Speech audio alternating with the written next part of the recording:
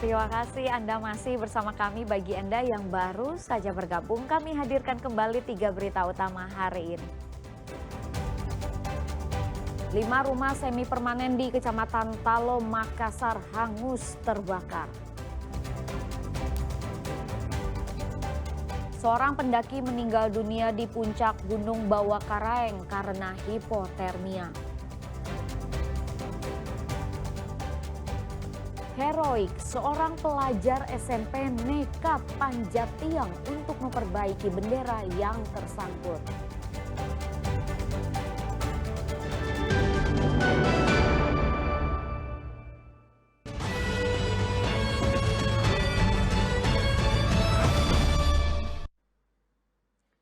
Puluhan pendaki dievakuasi dari puncak Gunung Bawah Karaeng di Goa, Sulawesi Selatan. Para pendaki alami hipotermia saat mengikuti upacara perayaan HUT ke-80 Kemerdekaan Republik Indonesia di puncak gunung.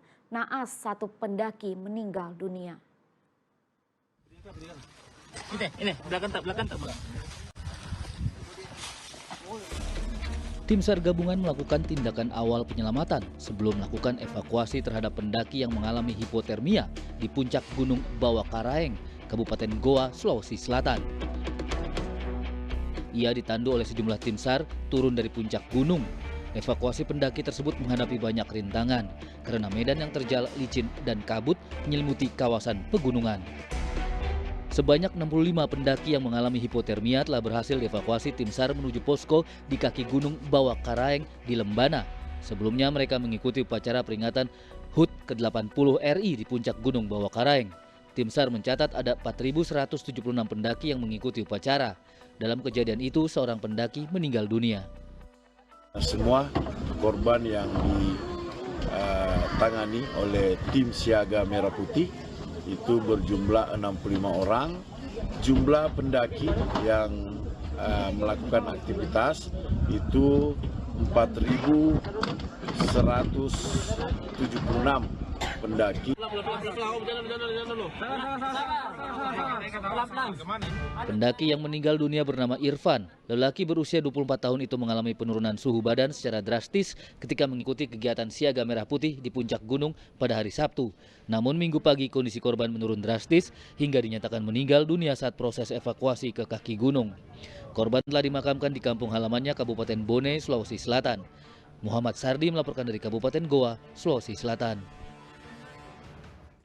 Saat upacara kemerdekaan RI kemarin, aksi heroik ditunjukkan oleh seorang pelajar di Kecamatan Tampo Bulu, Goa, Azam Zulkifli, dengan sigap memanjat tiang setinggi 14 meter untuk meluruskan tali bendera yang terselip agar upacara penurunan bendera tetap berjalan.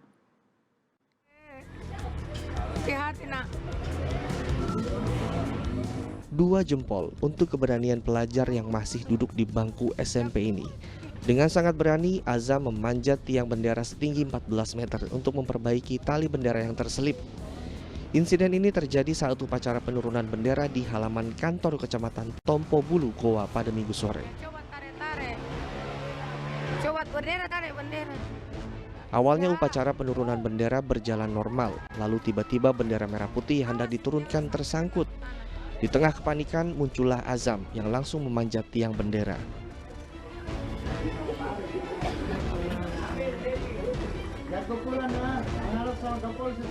Aksi heroik Azam lalu menjadi perhatian pemerintah setempat, bahkan sempat viral di media sosial. Berkat Azam, upacara penurunan bendera dapat dilanjutkan hingga selesai. Ada salah satu anak kecil bernama Azam, biasa dipanggil Nojeng. Dia dengan inisiatifnya langsung masuk di lapangan, memanjat tiang sampai di puncak, sampai di ujung tiang. Dan alhamdulillah dengan gercepnya anak tersebut, Nojeng, dia langsung membantu meluruskan tali yang terselip. Aksi heroik Azam menjadi salah satu bukti kecintaan generasi muda terhadap bangsa Indonesia. Sikap dan keberanian Azam menjadi teladan semangat nasionalisme.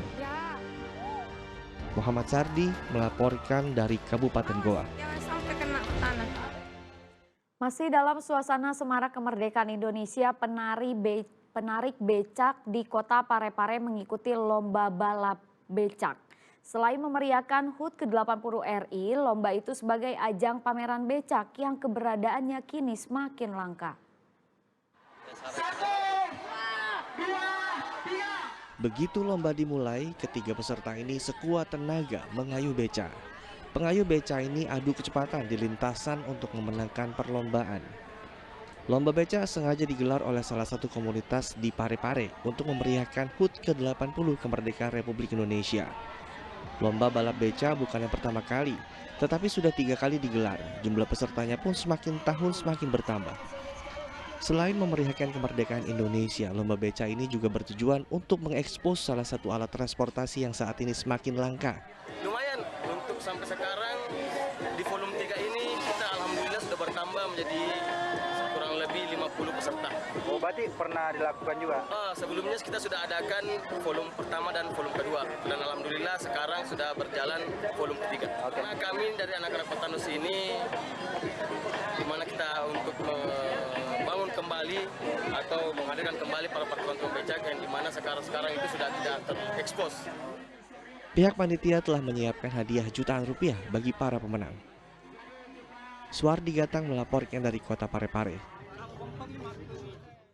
Banyak cara yang bisa dilakukan untuk memperingati HUT ke-80 kemerdekaan RI. Salah satunya dengan merestorasi atau memperbaiki terumbu karang di Pulau Bone Tambu, Makassar untuk melestarikan biota laut.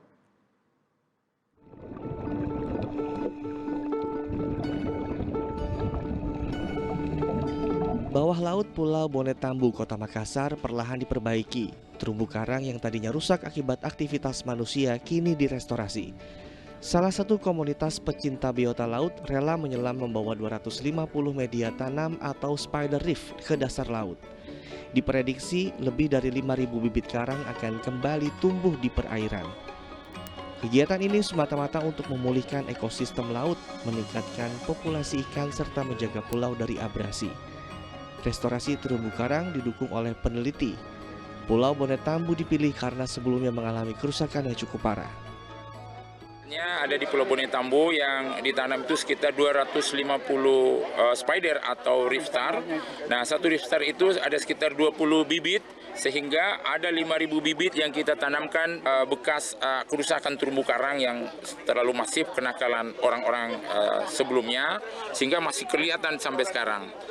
Kemudian dengan harapan dengan spider ini kami sudah mengamati adanya perkumpulan ikan yang ada di karang-karang baru ditanam ini, dan dia ini kalau airnya bersih seperti ini, dia akan tumbuh dalam waktu 2 tahun. Terumbu karang yang awalnya tadi zero, dia akan tertutupi sekitar 80-90%. Selain pemulihan atau restorasi terumbu karang, komunitas dan masyarakat setempat juga melakukan upacara, menanam pohon sukun serta menggelar aksi sosial. Di tengah krisis iklim global dan menurunnya keanekaragaman hayati laut, restorasi ekosistem bukan lagi pilihan, melainkan keharusan. Muhammad Sardi melaporkan dari Makassar.